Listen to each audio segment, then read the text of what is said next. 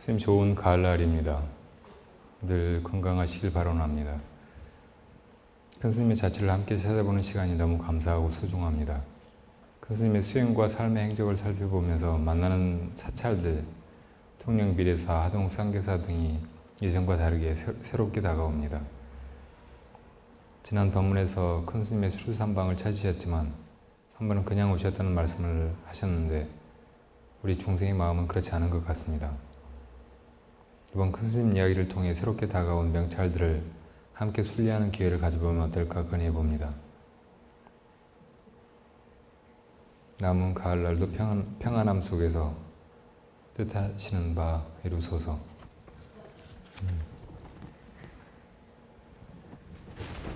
부처님께서 제자들에게 네 곳을 항상 기억하라고 하셨어요. 부처님이 태어나신 가비라, 그 다음에 성도하신 마가다, 그 다음에 살법하신 녹야원을 무슨 나라라고 한 바라나, 그 다음에 인멸하신 쿠시나가라. 이것을 스님들이 공양할 때마다 왜요? 불생가비라 성도마갈타 임설법바라나 인멸구시라. 이렇게 그러니까 부처님이 태어나신 곳, 성도하신 곳, 또 법을 처음 펴신 곳, 또 열반에 드신 곳, 이곳을 기억하라는 말은 부처님이 당신을 잊어버리지 말라고, 당신을 영원히 기억하라고 그렇게 하신 말씀이 아니고 당신의 살아가신 그 자취를 가르침 삼고 거울 삼아서 바르게 살아가라는 그런 가르침이에요. 사실 부처님의 전 생애는 다 가르침입니다. 그 어떤 것도 부처님이 중생으로서 업에 의해서 그렇게 그냥 벌어진 일이 없어요. 다 이미 구원급 전에 성불에서 마음을 밝힌 그 부처님으로서 머나먼 그런 보살도를 행해왔고 이제 마지막 생으로 이 부처의 생을 다투신 그런 인생이죠. 화신 부처님의 생애예요. 그러니까 태어나는 것부터 인멸하신 것까지 모든 순간 거기서 벌어지는 모든 일들이 다 가르침인 거예요. 그리고 다 중생들을 위해서 가르침으로 펼쳐진 것들이고 의도된 것들이에요. 어찌 보면 이미 기획된 것들이죠. 부처님이 왕궁에서 태어나신 거, 또 왕궁에서 출가하신 거, 또 스승을 찾아다니신 것, 6년 동안 고행하신 것, 이것들도 다 아직 깨닫지 못해서 헤매다니는 것이 아니고 중생들에게 무엇이 진리인지, 어떻게 진리를 찾아야 하는지, 왜 진리를 찾는 일이 필요한지 이런 것을 가르치시는 그런 교화의 본보기들이라는 말이죠. 그래서 우리가 옛 성인들의 자취, 또 이제 훌륭한 그런 구도자들이나 그런 구도 끝에서 도를 이룬 그런 대수행인들의 행장을 살펴보는 일은, 그리고 그것들을 기억하는 일은 우리를 수행자로 바르게 끝까지 잘 나아가게 해주는 일입니다. 이분들을 보고 사실 나도 그렇게 수행의 일을 가고 싶다, 정말 가야 되겠구나, 또 가다 보면 이런저런 장애를 만나고 이런저런 어려움이 있지만 그럼에도 불구하고 천신만고 끝에 결국은 이룰 수 있는 것이로구나 하고 확신을 가질 수 있고 힘을 내서 나아갈 수가 있습니다. 지금 우리가 법정스님의 생애를 이렇게 살펴보는 일 역시 법정스님의 삶의 과정을 내 삶에 비추어서 내 삶이 결국은 지금보다 훨씬 나은 그런 삶으로 펼쳐져 나가고 그 속에 내가 바른 길을 잘 나아가서 지금보다 훨씬 훌륭한 그런 인격이 되도록 하는 데 목적이 있는 거죠. 그래서 법정 스님이 태어나신 곳, 또 법정 스님이 출가하셨던 곳, 또 수행하셨던 곳, 또 입적하신 곳, 뭐 이런 데를 돌아보는 일은 충분히 의미가 있고, 그걸 통해서 우리가 내가 어떻게 살아야 되는지, 내가 어떤 존재가 되고 싶은지를 깨우쳐 받을 수가 있습니다. 법정 스님 어디서 입적하셨어요? 여기 길상사에서 입적하셨잖아요. 부처님, 그러니까 법정 스님 열반지에서 우리가 수행하고 지내고 있는 거예요. 그리고 또 이제 법정 스님 출가하신 자리나 또 수행하신 곳이나 또 태어나신 곳이나 이런 데는 기회가 되면 가보도록 하죠.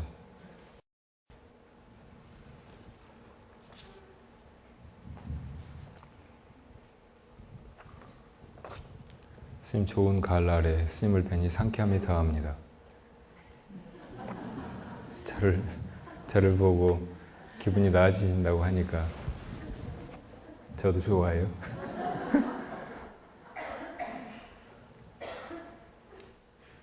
보기만 하면 불쾌하고 기분이 언짢아지는 사람도 있잖아요. 내가 그런 존재라면 얼마나 불행하겠어요. 자기 자신이 내면적으로 만족하고 행복한 삶을 살고 있다고 하더라도 다른 사람이 나를 보고 싫어하고 불쾌해야 한다면 그런 인생은 별로 좋은 인생이 아닐 거예요, 아마도. 사실 자기 내면이 어떤가는 자기 겉모습이나 또 이런저런 행동 속에 드러나게 마련이고, 또 그걸 보고 이제 내면을 대충 우리가 미루어서 짐작하는데 아주 빗나가진 않죠, 되게. 그러니까 우리가 다른 사람들에게 하는 거, 이것도 언제나 신경을 쓰고 조심해서 해야 됩니다.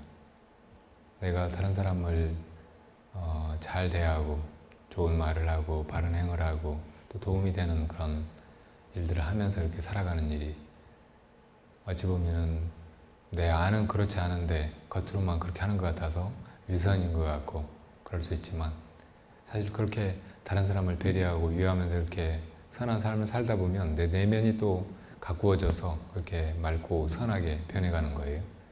안과 밖은 이게 서로 통해 있어서 둘이 아닙니다.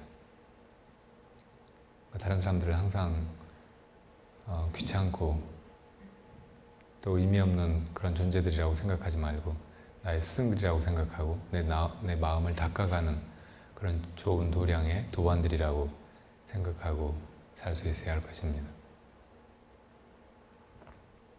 이분의 질문은 정멸보궁에 대한 것을 알고 싶습니다. 정멸보궁. 정멸은 열반을 뜻으로 옮긴 말이죠. 열반은 원래 인도말 니르바나를 음차한 말이고요. 소리대로 한자로 적은 말이고, 그거를 굳이 뜻으로 바꿔서 말해보면 정멸이라고 합니다. 정멸은 고요할 적자, 멸할 멸자인데 아주 고요해지고 이제 다 사라져 버렸다는 뜻입니다. 그럼 완전히 이제 죽어버렸다는 말인가요? 무엇이 사라졌다는 말인가요? 살아있던 것이 죽었다는 말이 아니고 살고 죽고 하는 일이 이제 끝났다는 말이에요. 그러니까 모든 살아있는 것들은 다 사라질 때가 있잖아요. 죽을 때가 있습니다. 그러니까 생과 사는 이 손바닥의 앞면과 뒷면처럼 같이 닿아 있어서 한쪽만 있을 수는 없어요. 상대적인 것이어서 태어난 것은 반드시 죽고 죽은 다음에 끝나버리는 것이 아니고 다시 태어나고, 이게 끝없이 반복되는 것이 생사윤회잖아요.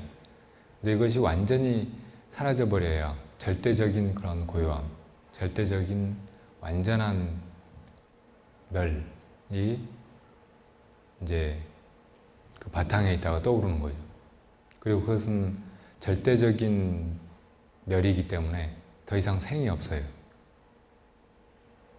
또 생이 생겨난다면 그건 역시 상대적인 것이어 다시 멸하겠지만 생겨나지 않기 때문에 절대적인 멸이고, 그리고 그것은 한 번도 드러난 적이 없지만 그렇기 때문에 멸할 일도 없는 것이죠. 이것을 이제 정멸이라고 하는 거예요. 그러니까 생사를 완전히 벗어나 버린, 생사의 상대적인 차원의 어떤 사라짐이 아니고 생사의 차원을 벗어난 절대적인 그런 고요함과 소멸을, 이 생사의 완전한 소멸을 정멸이라고 하는 거예요. 정멸은 어디가 있을까요? 정멸은 어디에 있어요? 열반은 어디에 있을까요? 저 천국에 있을까요? 아니면 이 세상 어디 저 서방 정토라고 하는 데 있을까요? 우주선을 타고 다른 세계로 가보면 있을까요?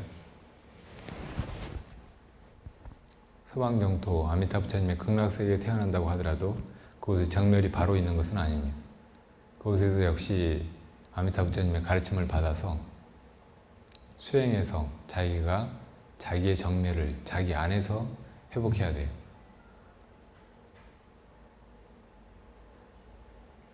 우리 안이 어딜까요? 내가 온 곳이에요. 내가 어디서 왔잖아요. 우리 다 어디서 왔다는 느낌 있잖아요, 지금. 과거를 가지고 있고, 기억을 가지고 있고, 어디서 해가지고, 어디로 해서 왔다는 기억을 일부는 하고 있잖아요. 근데 최초의 기억은 없어요. 까마득하게 멀고, 머나먼 전생의 어떤 일일 것이기 때문에, 아직 한 번도 그거를 떠올려 본 적이 없죠.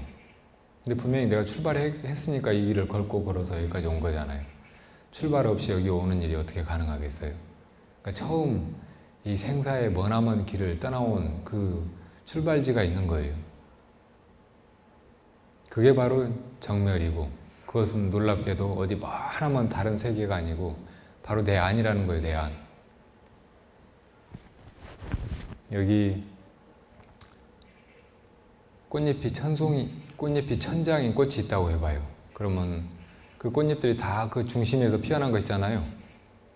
가쪽에 있는 꽃잎은 먼저 피어났으니까 가쪽으로 밀려났고, 그 다음에 피어난 꽃잎은 그 다음 안쪽에 있고, 그 다음에 피어난 것은 그 다음 안쪽에 있고, 다 이렇게 차츰차츰 피어나는 대로 안에서 피어났다가 밖으로 나가잖아요. 근데 이 꽃들이 다 어디서 피어났어요? 그 안에서 피어났잖아요. 그렇듯이 우리도 우리 안이 있어요. 우리가 피어난 그 안이. 그게 어디 먼 다른 데에 있는 게 아니고 그 꽃잎들이 그 중심에서 피어났듯이 우리들의 중심에서 우리가 피어난 거예요. 꽃잎처럼. 그러니까 그 안은 어디 이 우주 공간 가운데 어디가 아니고 바로 우리가 온 그 형상이나 물질이 있을 수 없는 그 내면, 다른 차원의 어떤 존재 공간이에요. 이 시공이 아닌 다른 내면의 공간, 거기서 온 거예요. 그걸 마음자리라고 말하죠. 내 본래 마음자리, 거기서 내가 피어난 것이란 말이에요. 거기서 내가 나왔어요. 그리고 그 자리가 바로 생겨남 이전의 자리, 생겨남 이전이니까 아직 생겨나지 않은 자리고, 따라서 멸할 일도 없는 자리예요. 그것은 지금도 있고 앞으로도 영원히 있고, 또 까마득한 내가 생겨나기 이전부터 언제나 거기 있었고, 이미 시간 밖에 있으니까 이 시간에 휘말릴 일이 없어요. 과거, 현재, 미래가 거기는 없고. 그래서 그것을 이제 내 마음자리, 내 중심, 내 근원, 내 본성, 내 본원이라고 하고, 그것을 이제 다른 말로 하면 영원한 고요함, 영원한 행복이라고 해서 열반이라고 한단 말이에요. 자, 그 정멸은 그러면 이제 조금 이렇게 감은 잡겠는데, 정멸보궁은 뭔가요? 흔히 정멸보궁은 부처님의 사리가 봉안된 그런 도량이나 그런 부처님의 사리 탑을 정멸보궁이라고 합니다. 우리나라에 알려진 바로 옛날부터 5군데가 있었어요. 한 군데는 저 설악산에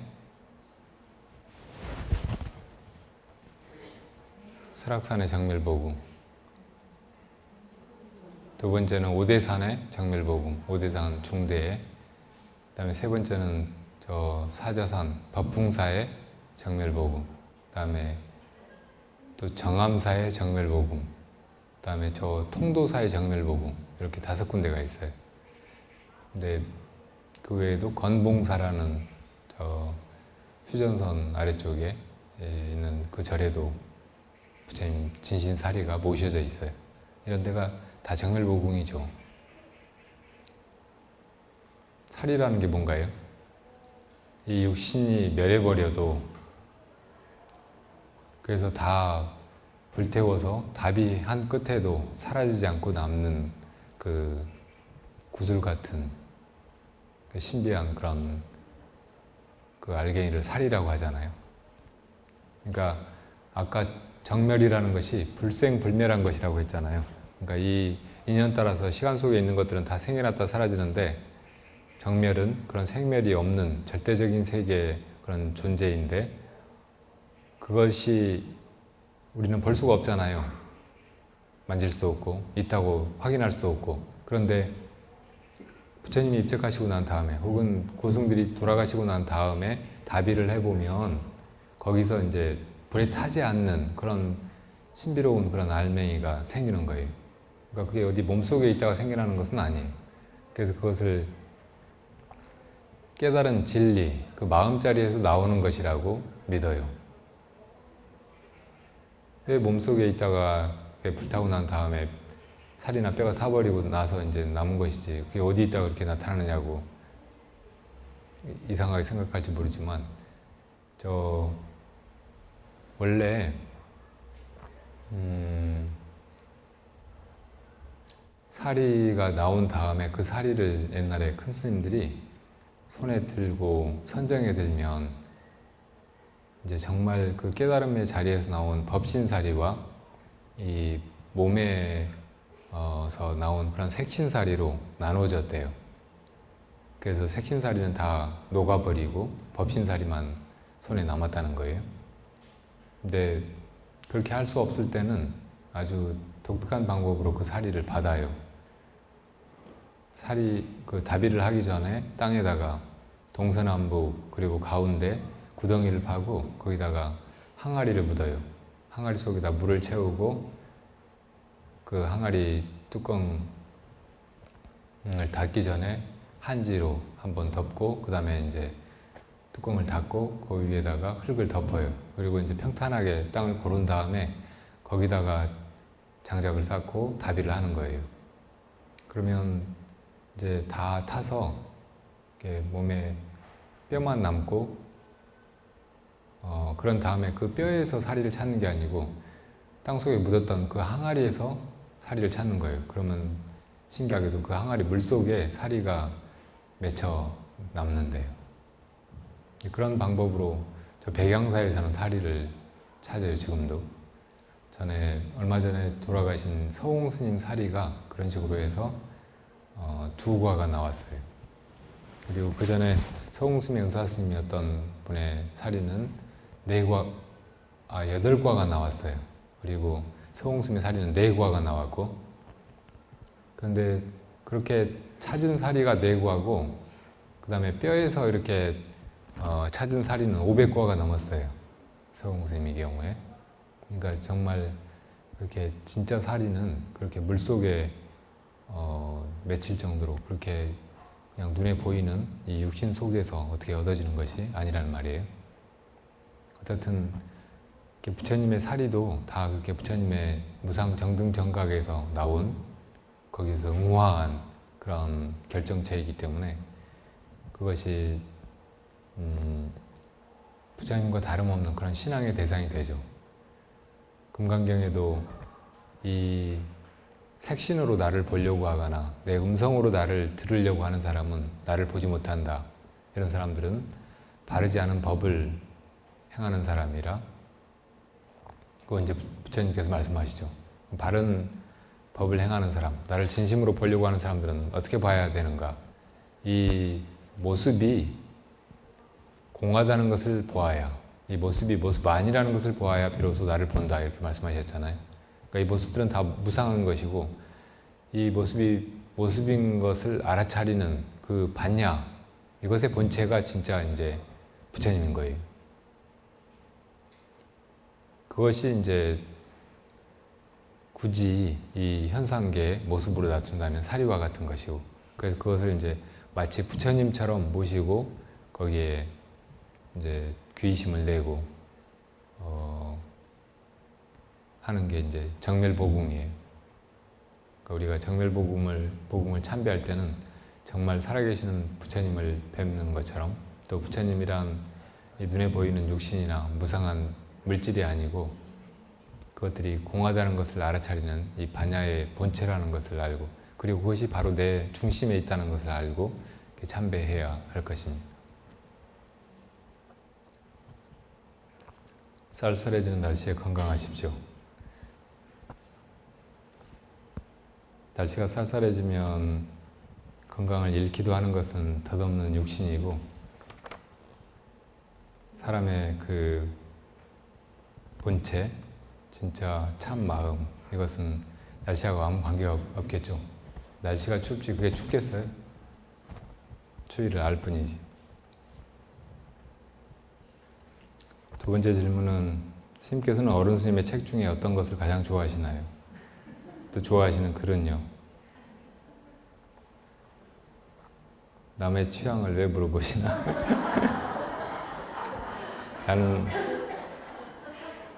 저는 스님 책을 별로 안 좋아했고 많이 안 읽었어요.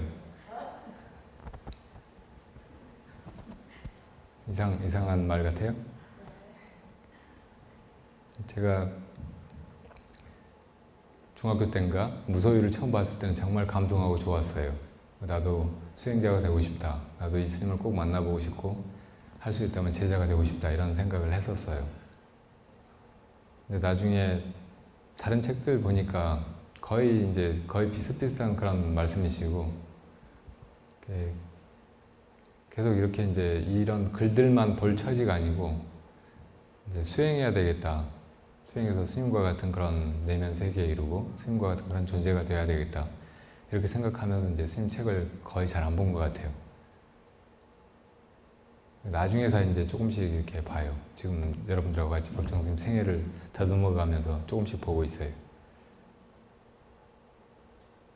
근데 다른 책을 봐도 스님이 초기에 쓰셨던 그 무소유만한 그런 그 글들이 별로 없는 것 같아요. 그러니까 많은 문인들이 처음에 자기 처녀작으로 정말 야심적으로 자기 필생의 어떤 저작으로 어떤 글을 하나 쓴 다음에 그게 이제 세상에 알려지고 호응을 얻어서 유명해지고 난 다음에는 다시 이제 그런 사람들의 기대에 부응하기 위해서 그 비슷한 혹은 그보다 더 뛰어난 그런 작품을 쓰려고 애를 써요. 근데 평생 걸려도 못 쓰는 경우가 굉장히 많아요. 대부분 다 그래요. 왜 그럴까요? 글이라는 것은 내면에서 꽃이 피어나듯이 그렇게 피어날 때 정말 진가가 드러나고 정말 아름답고 어떤 완성도가 있어요. 근데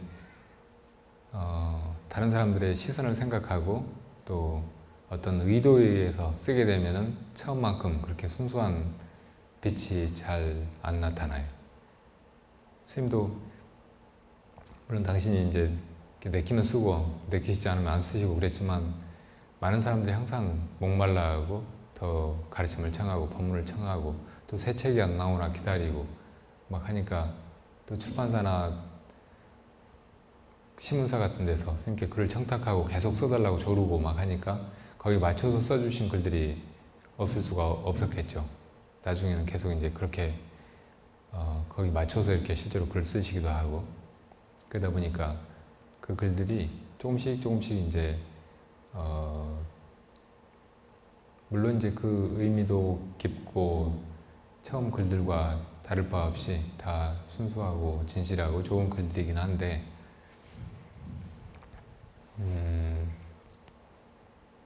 같은 음악을 오래 들었을 때 그런 어떤 지루함 있잖아요. 그런 것들이 조금씩 느껴졌던 것 같기도 해요. 그러니까 처음에 무슨 명곡을 듣고 와 감동해서 야 이거 정말 좋구나 하고 두 번 듣고 세 번 듣고 하면 점점 더 좋을 수도 있고 얼마 동안은 그 좋은 것이 유지가 되잖아요. 근데 10번, 20번 들으면 그 다음부터는 이제 별로이고 나중에는 이제 정말 듣기 싫기도 하잖아요. 물론 그게 사람에 따라 다르기도 해요. 어떤 사람들은 정말 좋은 테이프를 하나 사면 그 테이프가 늘어져 가지고 이제 소리가 안 나올 때까지 듣는다고 하더라고요. 제 도안 스님이 그래요. 근데 저는 안 그렇더라고요. 무슨 좋은 곡이 있으면 좀 들어보고 정말 좋을 때 멈춰요. 그리고 아껴놔요. 그리고 나중에 다시 들어요. 그러다가 또 기억력도 안 좋아가지고 잊어버려요. 이제 안 들어요. 근데 그 스님이 바하 음악을 좋아해요. 근데 법정 스님도 바하 음악을 참 좋아하시고 글에다가도 여러 번 쓰셨어요. 그리고 바하 음악의 특징이 반복 속의 심화라고 말씀하셨어요. 그러니까 계속 되풀이되면서 점점 이제 심화되어 간다는 거죠. 그러니까 같은 그 주제를 계속 반복해 가면서 조금씩 심화시켜 간다는 거예요. 근데 저는 천성적으로 약간 반복을 싫어하는가 봐요. 똑같은 거 되풀이하는 걸 싫어하고 옛날 거 또 하면 금방 이렇게 지루함을 느끼고 그래서 이제 바하보다는 약간 더 이제 변화가 있고 이렇게 단번에 그 클라이막스를 향해서 확 이렇게 올라가는 그런 음악을 좋아하는 것 같아요. 그러니까 저는 바하보다는 베토벤, 차이콥스키 이런 게 더 좋았어요. 근데 어쨌든 사람마다 기질이 달라서 이제 어떤 쪽에 어떤 경향을 보이는 것은 사실이지만 그렇다고 어떤 것이 옳다 또 이렇게 말할 수는 없을 거예요. 왜 같은 것인데 처음 들을 때하고 100번째 들을 때하고 그렇게 다른 거예요? 다르다면 사람 마음이 간사한 거고 일관되지 못한 거고 진실하지 못한 것이라고도 말할 수 있죠. 근데 또 사람이 당연히 같은 것을 계속 반복하면 지루해하고 거기에 집중하기 어렵다는 것을 무시하고 또 똑같은 것만 계속 반복한다면 그것도 재미없는 일이잖아요. 무례한 일일 수도 있고. 근데 어쨌든 스님은 수필이라고 하는 아주 단순한 그런 장르의 글을 몇십 년을 쓰셨잖아요. 그러니까 그 글쓰기가 계속 반복 속에 심화였는지 몰라요. 그러니까 계속 같은 주제로 결국 불법이라는 것이 전혀 다른 이야기들이 아니고 결국 마음 깨달아서 성불하라는 그런 가르침이잖아요. 그러니까 그 하나의 주제를 계속 반복하는 것이 법문이고 또 그것이 이제 스님의 글쓰기였다고도 할 수 있죠. 그러다 보니까 이제 스님의 이야기가 조금씩 다른 일상, 조금씩 다른 소재 그걸 통해서 펼쳐지긴 했지만 계속 비슷한 이야기의 되풀이로 이렇게 보일 수는 있어요. 그런데 계속 그렇게 되풀이 되어 나가면서 조금씩 심화된 측면도 분명히 있을 거예요. 처음보다 나중에 글쓰기가 훨씬 유리하고 또 그 안에 메시지도 강하고 깊고 그랬을 수 있죠. 사실 스님이 초기에 맨 처음 막 이제 해인사에 계실 때나 그 직후에 불교신문 같은데 불교신문 주관을 하시면서 쓰셨던 그런 글들 보면은 요새 감각으로 읽으면은 옛날식의 약간 조금 그 미숙하고 또 약간 유치하기도 한 그런 느낌들도 조금씩 있는 것이 사실이에요. 근데 그 뒤에 이제 그 반복 속의 심화를 통해서 그런 것이 다듬어지고 정말 훌륭한 그런 글들이 나왔다고 이렇게 말할 수도 있죠. 수행도 이렇게 어찌 보면 참 지겹고 똑같은 그런 되풀이라고 느껴질 수도 있어요. 계속 같은 화두를 들고 계속 똑같은 연부를 하고 계속 이 지겹도록 흘러가는 마음의 흐름을 하염없이 지켜보고 계속되는 이 숨을 끝없이 살피고 이렇게 하는 일들이 어떻게 항상 신선하고 아무런 지겨움이나 지침 없이 그냥 계속할 수 있겠어요.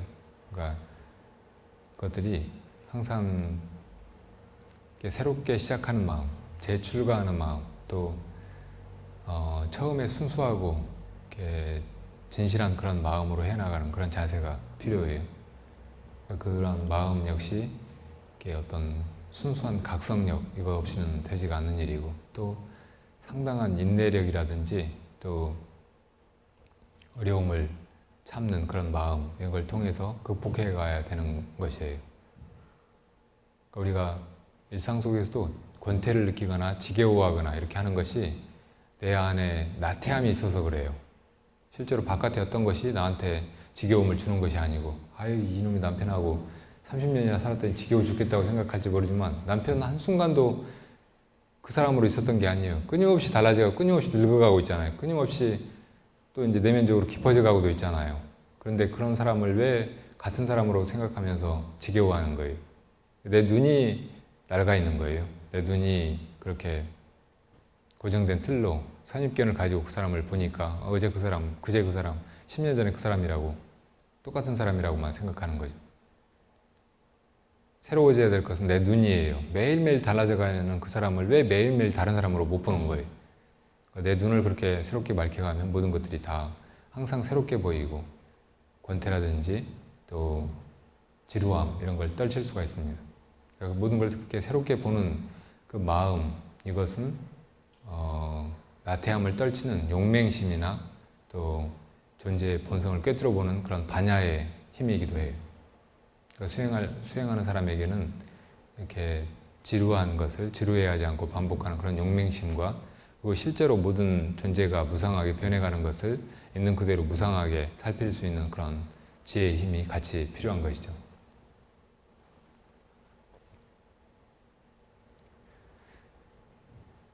같은 분의 다른 질문은 2010년, 2020년, 2030년에도 법정스님처럼 맑게 사는 삶이 가능할까요? 가능한지 안 가능한지 여러분 앞에 아주 중요한 하나뿐인 실험이 놓여져 있습니다. 여러분의 인생을 통해서 그것을 실험해 보세요.